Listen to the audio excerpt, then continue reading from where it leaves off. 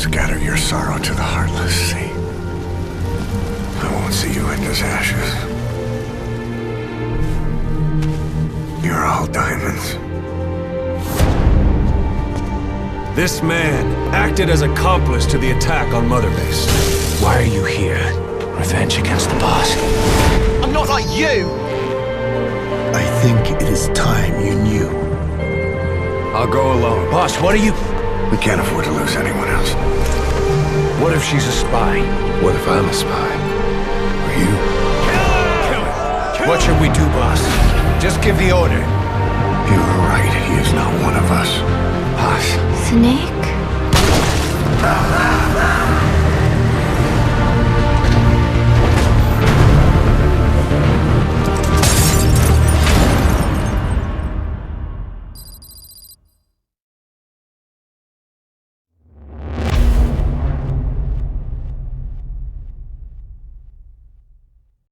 Attention! Diamond Dogs! Even with Skullface dead, our brothers are unavenged. And the phantom pain he brought us lives on. Cypher is still out there. We know they've planted spies, parasites among us. Watch the man to your left, to your right. Assume nothing. Report everything. It's the only way to protect ourselves. From here on out,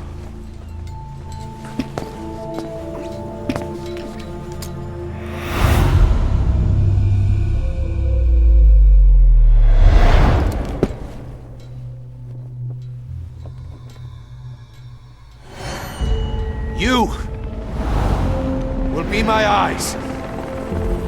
The deadliest enemy's right here in our midst. And they will get no mercy.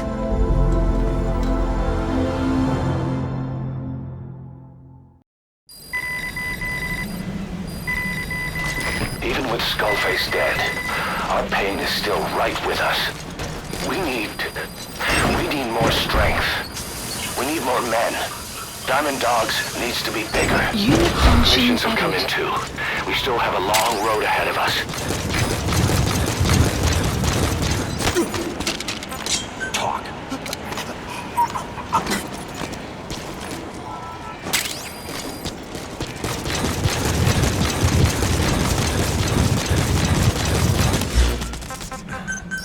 Please, landing zone confirmed. Roger. This is B-Quad. Arriving shortly at LZ. Good dog.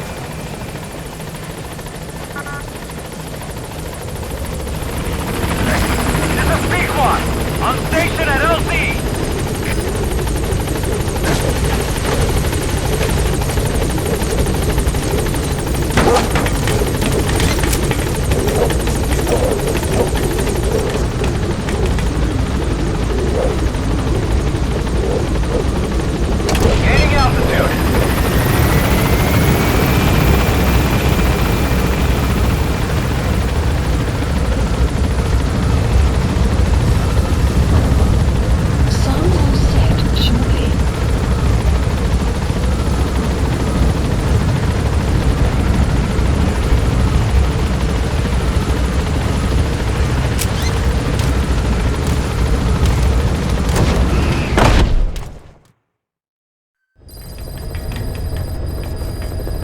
Mission list updated. You can now give the order to develop or dispose of nuclear weapons from your iDroid.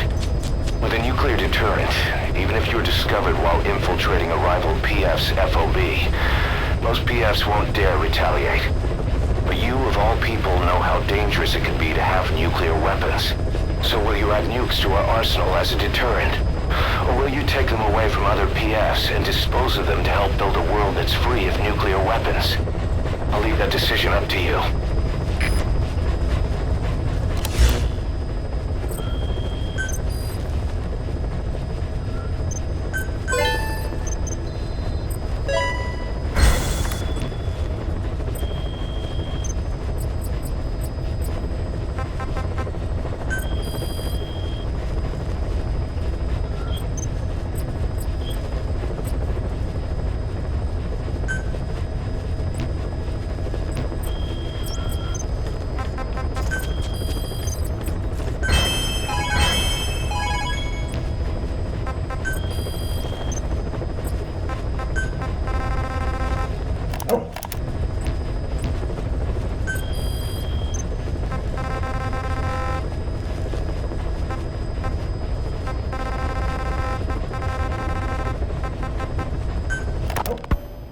Emmerich didn't go with depleted uranium for Sahelanthropus' armor because of its strength.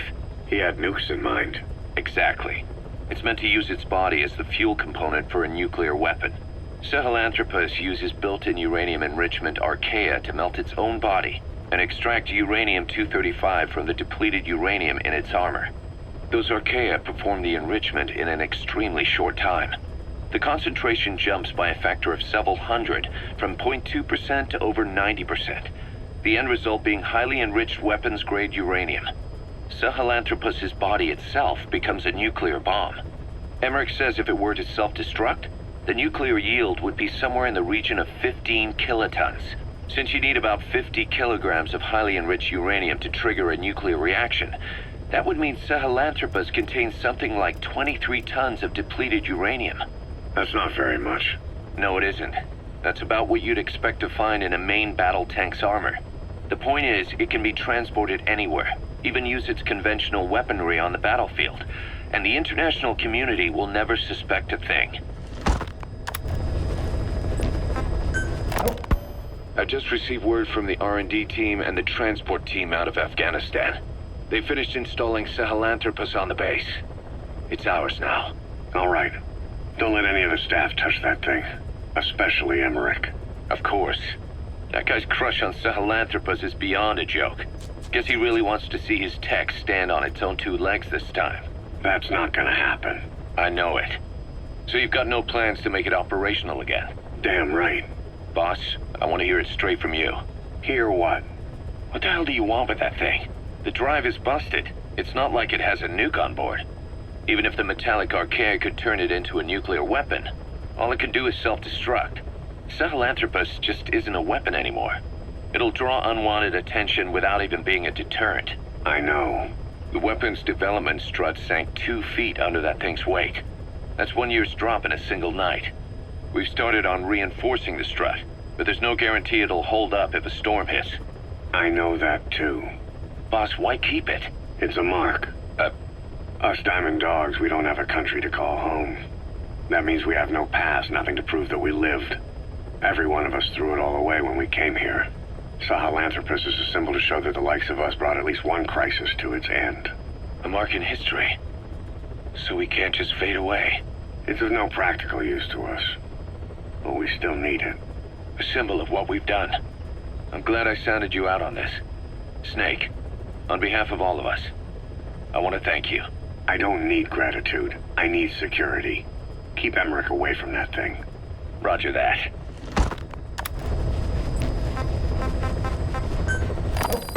You said that the nukes Skullface was trying to spread around the world were equipped with a failsafe. Something that could shut them down at will. His will. Quite so. After all, he needed a guarantee that a buyer wouldn't simply turn the weapons back on him. So how can they be stopped? The criticality trigger, that is, the detonator, is a complete black box design. Any attempt to dismantle it causes it to melt in seconds, using the corroding archaea. The design ensures that no detonation is possible unless it disengages the lock. So he had a way to disengage it remotely. Precisely. The client simply presses a button. At that moment, the detonator begins transmission with a surveillance satellite. The satellite reports to him how the client is trying to use the nuke. If he does not object, the lock is disengaged. But if it's a risk to him in any way... The detonator melts down. The same is true if detonation does not occur within a preset time after the lock is disengaged. The nuke is rendered useless. Who the hell would buy something with strings attached like that? The client would never know until the moment they actually try to use it. Most likely, he would have explained the time delay as the detonators needing time to activate. And he only intended to sell to technologically primitive groups in the first place. Let me guess. He'd claim it was defective and offer a replacement. Shadier than a used car salesman. Skullface shakes your hand like a friend, using the other to control you like a puppet. This is how he works. Code Talker. Haven't seen you eat a single thing since you got here. Let me guess. Photosynthesis? Oh? What makes you say that? Well, a long time ago, I knew someone with a similar ability. Well, you are correct. Most of my body is covered with parasites. I supply them with water, and in return, I receive sugars they produce when exposed to light. It isn't just my skin either. The parasites also act as my eyes. They have replaced many of my internal organs as well. It is thanks to them that I live on after over a century. How did you obtain them anyway? Through your research? I would like to say as much, but there is more to it than that. Let me take you back 20 years. I had hit a dead end with my parasite research. Then I was approached by a foundation. They said they had a sample of an unusual strain of parasite. Which foundation? Apparently, they had links to ARPA. But that is all I learned. I was somewhat ignorant of the ways of the world. Just being able to study it was enough for me. Yeah, I've heard that before. Go on. Half in doubt, I visited them to discover the body of an old man. Well, to be precise, his partial remains. A collection of parts, you could say. The man had died in an explosion. An old man, you say? His flesh had not decomposed. In fact, the tissue's cells were still metabolizing. The parasite had infected, or should I say assimilated with, the tissues, and was keeping them alive. I became obsessed with studying the body parts, foregoing food and even sleep. Every day was filled with new discoveries. The parasite's biology, internal anatomy, life cycle. But there was only so much I could learn through observation. And so I made a decision. To truly know the parasites, I had to live with them. So, you implanted them inside you from the dead man's flesh? Correct. It was quite a gamble, whether or not they would adapt to me. But fortunately, it appears I was compatible with them. Or perhaps, through my many years of research, my immune system learned to tolerate them. Were they that body's only parasite? Yes. However, There was a separate specimen that supplied its host with adrenaline in response to pain, and yet another that could control insects at will through secreting heterogeneous pheromones. I wanted exposure to them, to take them into me, but my wishes were denied. Their records, though, provided clues that helped advance my research. Would you care to join me? A life spent never worrying about food is a most wonderful one. I think I'll pass. But thanks. This has been helpful.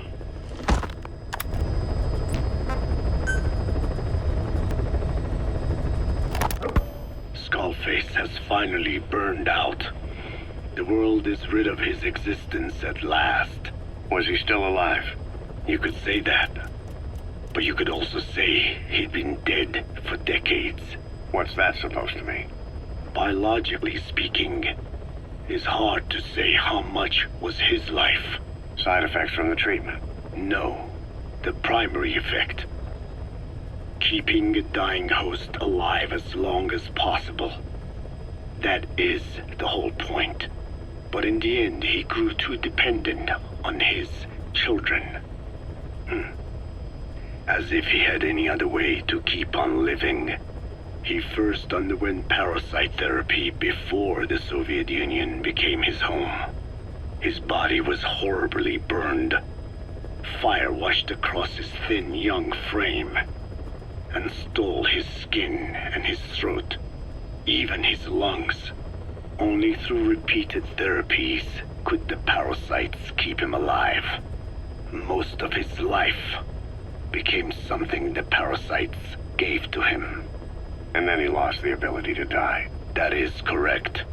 The parasites live on past the host's death, still aiding cell composition. At that stage, there is no way to extract them from the host cells. There is no way of knowing when the last cell of Skullface's body would die. The only choice was to burn the whole thing. And his children, along with it. And I am one to talk. When my life is snuffed out, I expect you to treat my body the same way. And when I burn, I will truly be one with my children for the first time. You say there were 3 English vocal parasites. According to Skullface, yeah. Skullface had 2 of the English strain with him. You burned both of them. There was an oil fire. I tossed him in. So that just leaves 1. And you tell me Skullface said he used it. He said it was very close to me. Very close. One of your comrades, or someone ordered to kill you. Or he could have been speaking metaphorically. Metaphorically? Close to your spirit, close to your heart. Someone who either loves you or despises you. The second one makes a long list. Whichever it is, act with caution. Skullface implanted someone with the English language strain. Who it is irrelevant. Why? I tell you what Skullface really meant. Very close to you means you will be exposed. All the infected here have been given the Wolbachia. Even if the vocal cord parasites infect them now, they cannot reproduce. But if there's a different host among us, host to the English strain. If that were the case, we'd see the symptoms. What about the non-English speakers? We have plenty of those, but the staff use English as a common language. But if that someone has not spoken English yet, and begins to speak it now, there'd be another outbreak. The final mating pair of the English strain must be found immediately. Skullface is gone, but his threat still remains. On this base, do you see what the final mating pair is? With him dead, those parasites but the stain he wished to leave upon the world. His thirst for vengeance. In the flesh. Think. Does anyone here bear a grudge against you? Who would target you, specifically? The ethnic cleansers that Code Talker mentioned, they weren't Skullface's true goal. All we have is circumstantial evidence, but here's my theory. It was Cypher who started developing the vocal cord parasites as bioweapons, parasitic weapons, and Africa was the testing ground for them. As Code Talker said, their purpose is the ethnic cleansing of only those who speak a particular language. So they could do a weapon of mass destruction to eradicate specific groups, races, ethnicities, or colonies by the language they speak. Or a kind of absolute language control. Or maybe a tool for those arrogant fools to build some misguided utopia. I could see plenty of uses for them. However, in practical terms, they wouldn't be as dangerous as you'd think. Counteracting the parasites is easy, after all. Cut them out of your throat to save your life, or just don't talk. That also prevents the infection from spreading. So if the international community were to find out about them, they'd no longer be the threat they were conceived to be. In which case, their targets would be limited to minority groups as a deterrent or a terrorist tool. It's hard to imagine Cypher developing something like that as a main weapon for their arsenal. That leads me to think we've only tugged on one little thread in Cypher's grand tapestry. An obscure corner of their work, possibly forgotten altogether. In any case, things changed. When Skullface was forced to relocate to Africa and he saw that thread dangling. All the time he continued that research, he was secretly following his own agenda. The ethnic liberator parasites. His English language strain. Skullface said there were only 3 samples of the English language strain parasite, and I think we can believe him. Bringing his ethnic liberator's plan to fruition depended on creating an English version of the vocal cord parasites at all costs. But an English strain would have been useless to Cypher. Worse, it could have destroyed everything they'd built. It was the one type they couldn't allow. That means Skullface was forced to develop his English strain out of sight of Cypher's network. Naturally, he couldn't use the greenhouse facility Cypher had set up and filled with guinea pigs. Skullface must have found some secret place to create his precious few English parasites, hiding all evidence like a man cheating on his wife. Somewhere, an entirely standalone environment. And when his plan entered its final phase, he must have made the place disappear. Some little room, could be anywhere, but now nowhere at all. We'll never know where he did it, but to elude Cypher's surveillance, it couldn't have been big. I believe Skullface was telling the truth. There were only ever 3 samples of the English language strain. Why activate Sahelanthropus in Afghanistan? This is how Skullface wanted things to play out. The Soviet Union secretly develops a new type of nuclear weapon and successfully deploys it in Afghanistan. Revealing the existence of Sahelanthropus results in a return to the glory days of the Cold War. The threat it poses reignites the nuclear arms race between the world's major powers. The demand for nuclear weapons increases around the globe. What if you then introduced a nuclear weapon anyone could get their hands on? Non-nuclear nations, militant groups of all shapes and sizes, they'd all jump at the chance. Sahelanthropus was a marketing tool to sell nukes all around the world. But I think it's safe to say that plan was stamped out before it got up and running. The world's intelligence agencies never did turn up anything conclusive on it. After all, Sahelanthropus vanished before word could spread. Everything that's happened is already a fading memory, never to join the pages of history. Except for Cypher. Cypher won't forget. They'll already be working on something, quietly, beneath the surface. They'll use the pieces of data scraped together from this incident to build their own bipedal weapon. It'll take them a long time to complete it, but for now, the greed sector have found their new life's work. We'll have to be ready too.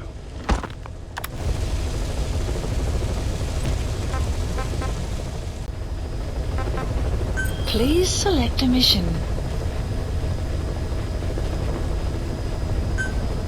Mission accepted. Heading to Afghanistan.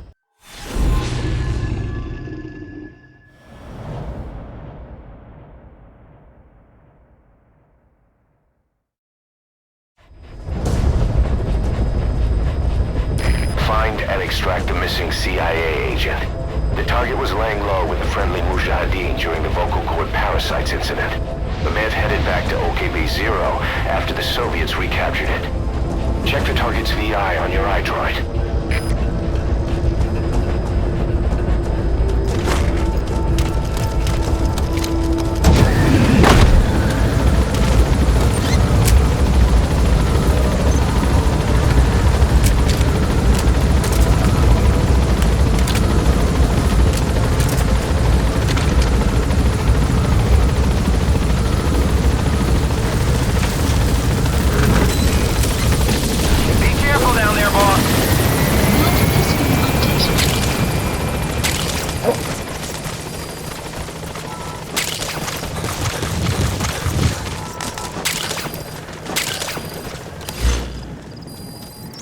Marker placed.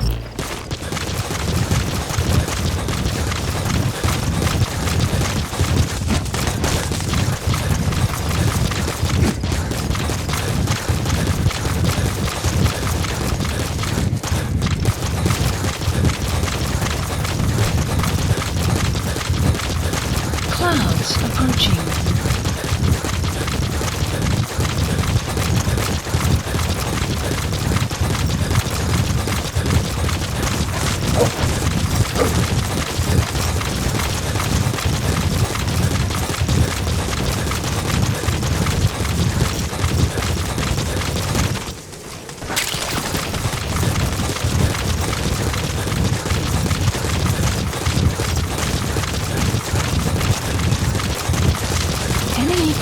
Detected. Nomad extraction arrived at Mother Base.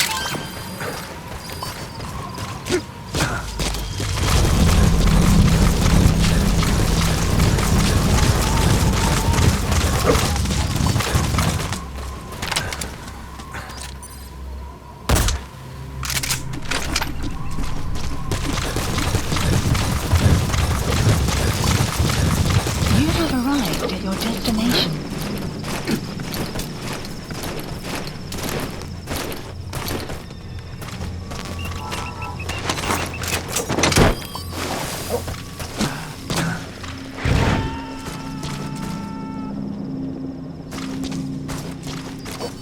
He's coming too.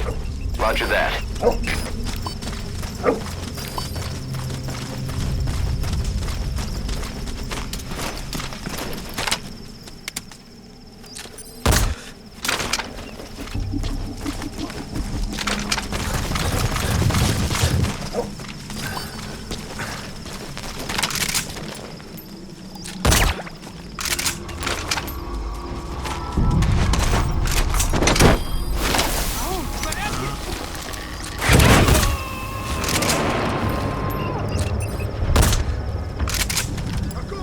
Subject on board. Leave the rest to us.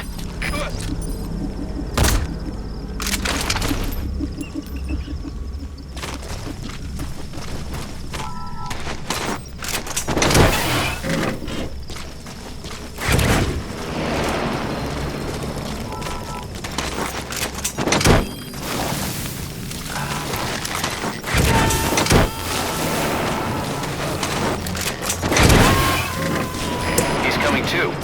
Roger that.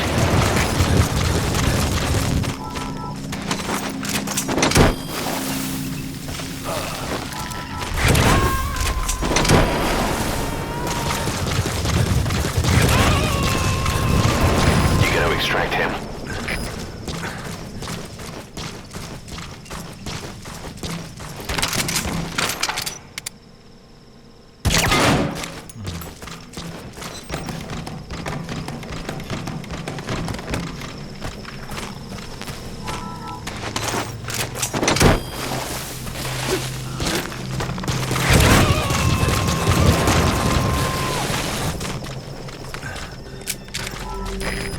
on board.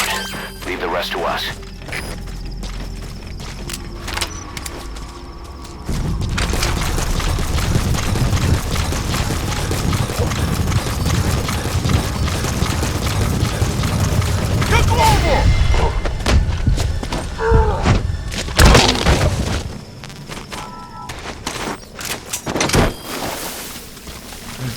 Enemy presence detected.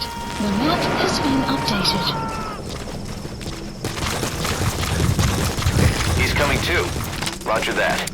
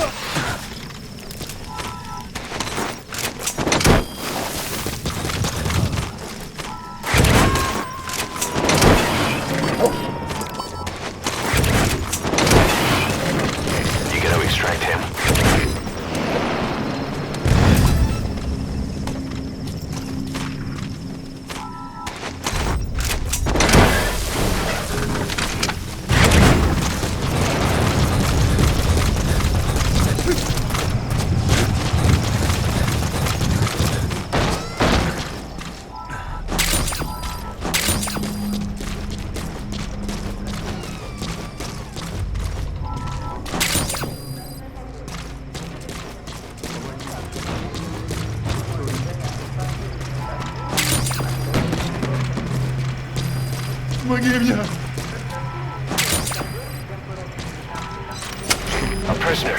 You gonna help him?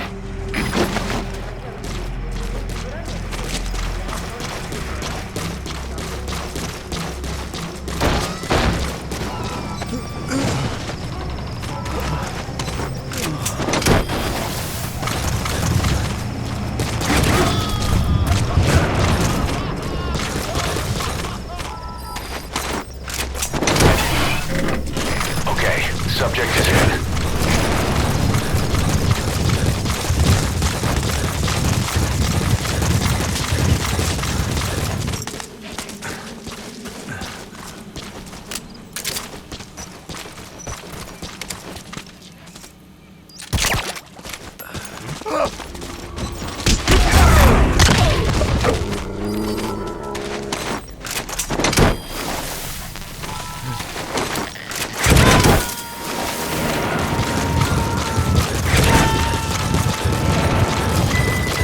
Subject on board. Leave the rest to us. Extraction arrived at Mother Base.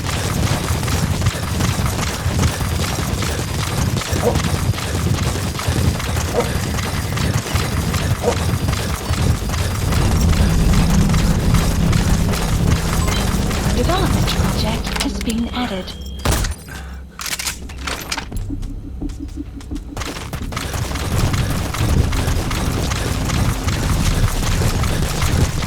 Extraction arrived at Mother Base.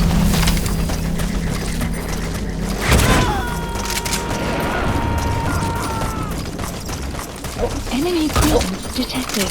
You The gotta map extract has him. been updated.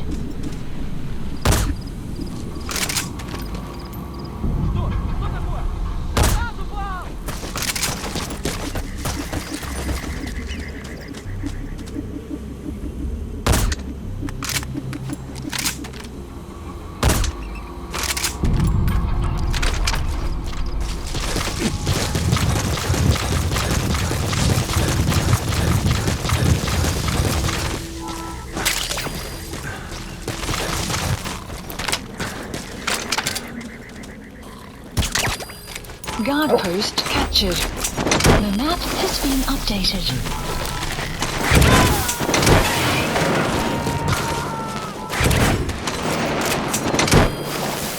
Subject on board. Leave the rest to us.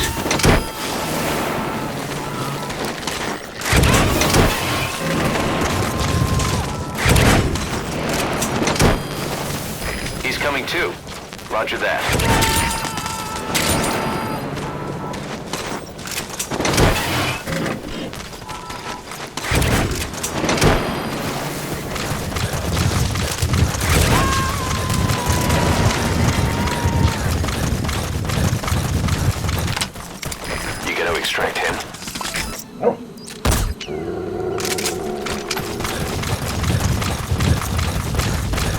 Extraction arrived at Mother Base.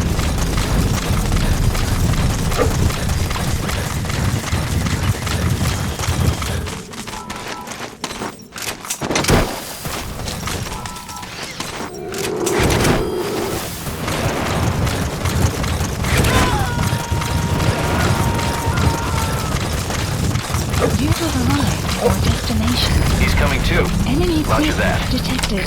The map has been updated.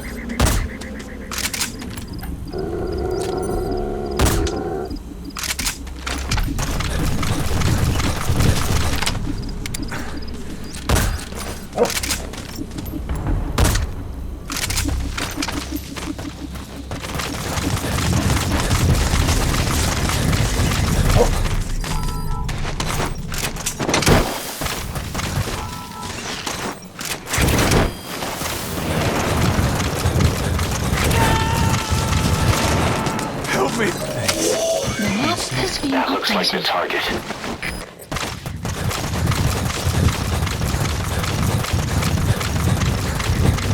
Enemy presence detected. The map has been updated.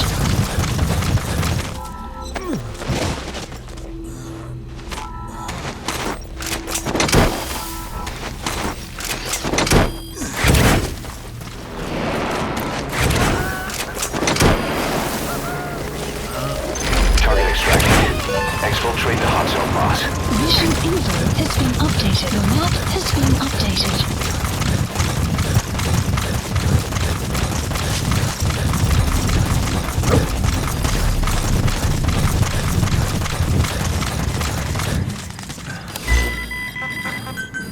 Please support helicopter Roger. requested.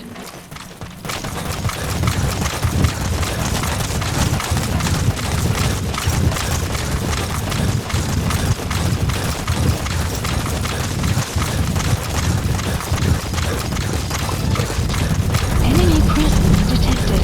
The map has been updated.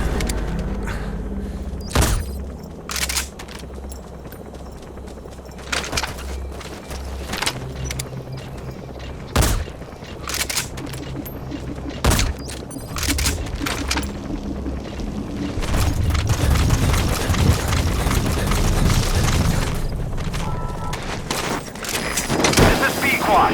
Arriving shortly at LZ.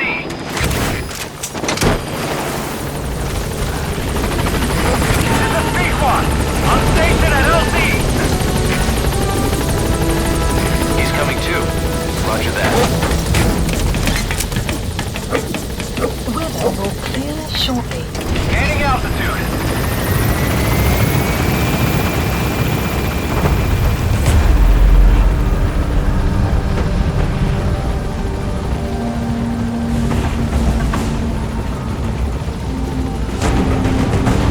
Departing.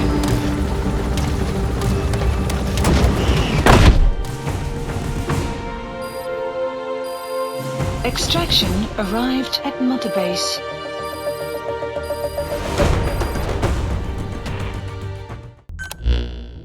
Boss, the target filled us in on what's been going on. He betrayed the Soviets, passing information to Langley, but got scared after learning XOF used the vocal cord parasites. Then came feelings of guilt that his leaks sent comrades to their deaths, and fear that America might deploy such a weapon itself. But in reality, XOF and Langley don't have a collaborative relationship, and Skullface was not working for America. Still, I can't blame the man for being afraid. After laying low with the Mujahideen, he tried to cut his ties with the US and return to the Soviet military. But along the way, someone came after him, and he was forced back into hiding. Could have been remnants of XOF looking to silence him. And you know the rest. He doesn't seem to know much about the parasites, but nevertheless, it'd be too dangerous to hand him over to Langley or the Soviets. We'll keep him here as originally planned. Boss, come on back to base.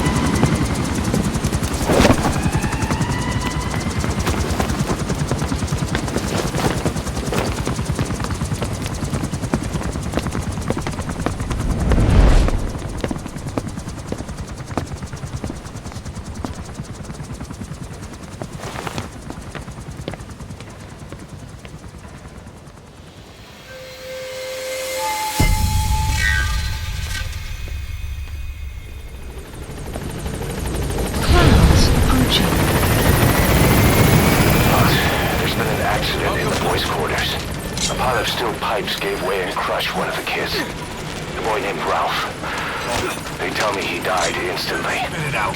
I'm sorry, boss. It's my fault. I should have been keeping an eye on them. I'll let you know if we learn something. Thanks on it, boss.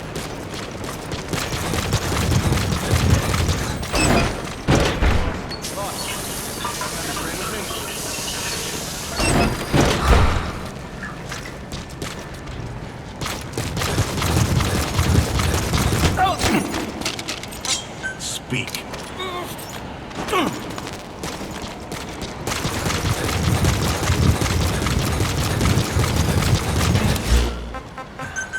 Please landing zone confirmed. Roger. This is B-Quad. Arriving shortly at LZ.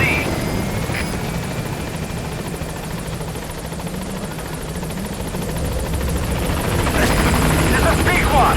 On station at LZ.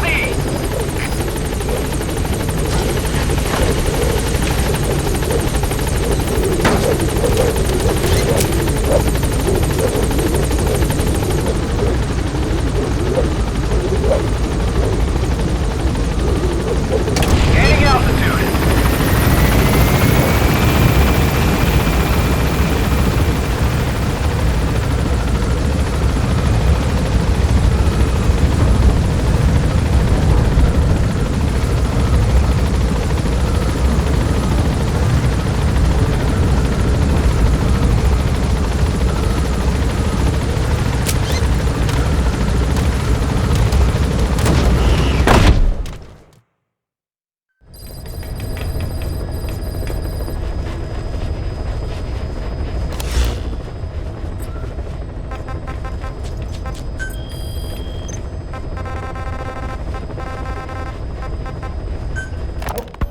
You mentioned that the man on fire was crushed under Sahelanthropus in its hangar.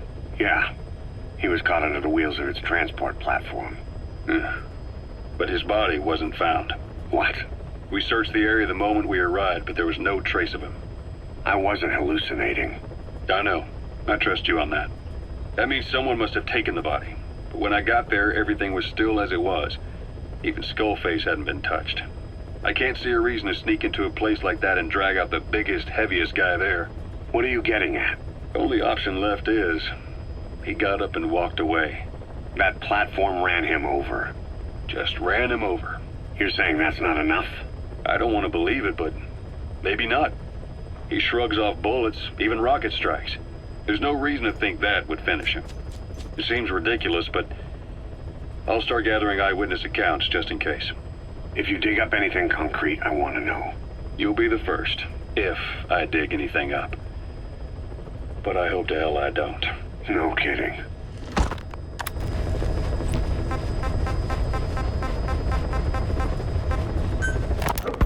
This is yellow cake that Cypher was having the PF's transport. Before we met you, the boss recovered it from a truck crossing the savannah. Are there metallic archaea inside it? Yes, the archaea metabolize uranium-235 to subsist. They must be stored inside yellow cake, or they cannot survive. So those biological traces we took for impurities were actually the real cargo. Of course, they are deactivated, so they do not trigger a sudden enrichment. They are like baker's yeast. Yet, they do gradually enrich the uranium as they feed. I imagine you detected weapons-grade traces. Yeah, we did. And the malachite that was loaded on the truck had traces of uranium in it too. So that's the flower, huh? Skullface was gonna sell do-it-yourself nuke kits. The uranium-enriching archaea complete with a user's manual. And the ores with the uranium could be sourced by the client or provided by Cypher. Even the trace amounts buried in common ores can be enriched to weapons-grade uranium by the metallic archaea. Proving that must have been the most important factor of the trials. That and the ability to successfully prevent detonation. So if the amounts of uranium in the ores are low enough, they can get past any inspection. And you only need a tiny amount of the archaea to act as the yeast. No great challenge to smuggle that either. The first step towards saturating the world with nukes. His plan. That was not my intention. My only goal in developing the metallic archaea was to save the Dine. What made you think a tool for creating undetectable nuclear weapons would save your people? After 70 years, the Dine reclaimed the Navajo nation from which we were banished. We bore all the hardships of poverty, but we were proud to live off the land we called our own. But in the moment the atomic bomb was dropped on Hiroshima, everything changed. I don't get it. The nuclear arms race between the US and the Soviet Union began with the end of the Second World War. Suddenly, there was a massive demand for uranium, and it was our ill fortune that the ground beneath the Navajo Nation was rich with uranium ore. The Black Ana government set up mine after mine, and many of the Dine worked them, never informed of any danger. Every day, they went to work with no protection. The slag was simply piled out in the open. When rain fell, uranium traces left behind would seep out, and when the ground dried, it was blown about as dust. Land and water were contaminated, irradiated. Many of us became sick and died. That pain lives on to this day. I had no idea. Wanting more than anything to revive the land my forebears left to me, I was delighted upon discovering microbes that eat uranium. If they could be domesticated, I believed we could rid our land of uranium. Were you successful? No. The research called for funding on a colossal scale. But nobody was willing to invest with no prospect of a return. And that's when Skullface showed up. Correct. I can save you and your people. We share the same will. That is what he said to me. And I believed him. Black Ana forced me to abandon my uranium cleanup work and focus on nuclear weapons. And he held all the Dine hostage. Today, the uranium mines within the reservation are finally closing down. It is simply less expensive now to source uranium overseas. New victims, different places. But uranium is a tactical resource. To rely on a foreign country for it is a difficult decision to make. And he was in the perfect place to influence that decision. He could have condemned your people to the mines forever. The contamination comes not only from uranium.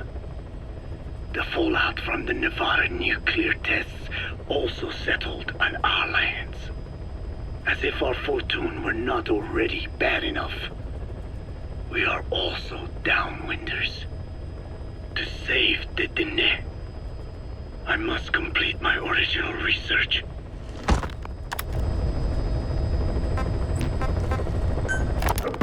The one that covers the parasite that lives on the surface of the skull's bodies is what gives them their power, similar to my children who live in my skin. I modified the parasites I isolated from the body of that old man, differentiating them with various abilities. One that can blend perfectly into its surroundings by exposing the pigments in its cells at will. Another that, by harboring multiple species of metallic archaea, can oxidize and reduce metal. Isolating the one that covers and transplanting it into an artificial medium should provide the same abilities as the skulls, but they can only subsist within a human body. Once transplanted into the medium, they will eventually die. Another thing, the weakness of the one that covers is desiccation. Their surface moisture loss is greater than ours. The reason they give off mist is to alleviate this by releasing the salts inside them as microparticles. Water vapor condenses around them, appearing as mist. But this dries out the atmosphere until they cannot even produce mist. And once their supply of water from the host runs out, the parasites are in danger. They, along with their host, enter a form of suspended animation. However, a similar effect occurs if they come into contact with a large amount of water. Rain, for instance. The one that covers will temporarily abandon other processes in his eagerness to absorb the water. Caution. Rain Approaching. Make the weather your ally.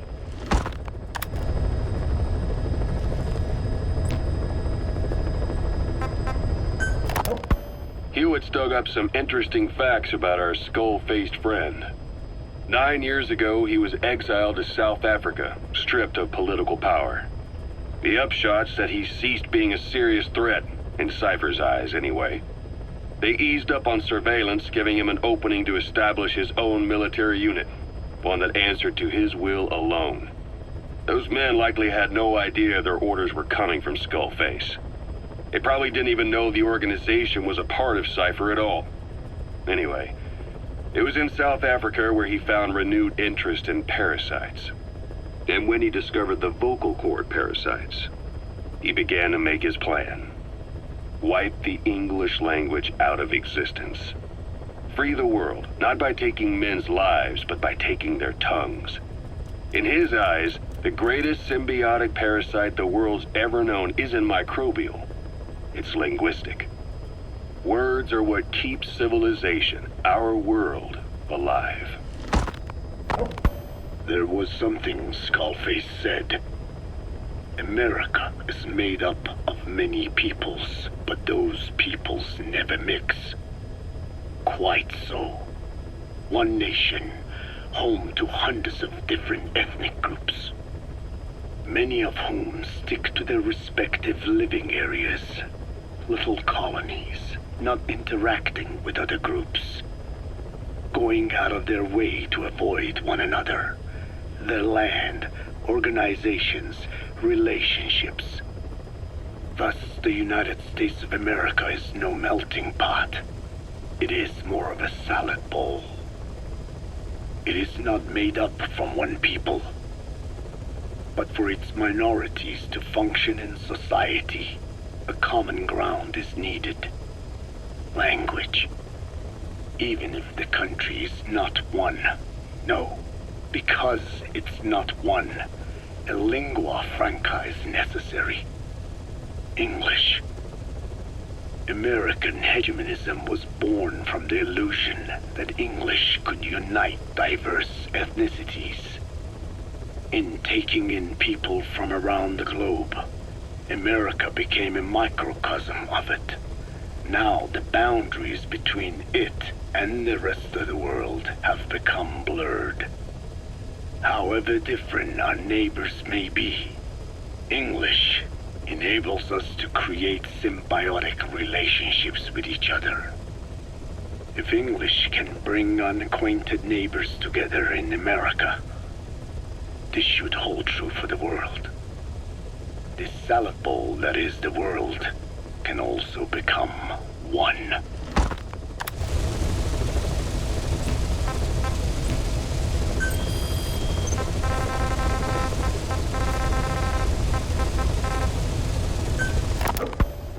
I have spoken enough. Your men can take it from here. Will you permit me to rest? Have something to eat? I thought you don't eat. I can subsist without food. But there is more to the act of eating than nourishment. We receive nature's blessings, and we affirm our part in it. And in doing so, we express our gratitude. Sorry, it's, hearing you say you don't need to eat and that you're part of nature in the same breath. Anyway, what can we get you? Not exactly a five-star restaurant, but the kitchen's used to serving a lot of different appetites. Hamburgers. Hamburgers? Even we didn't have become Americanized. I eat them often back home.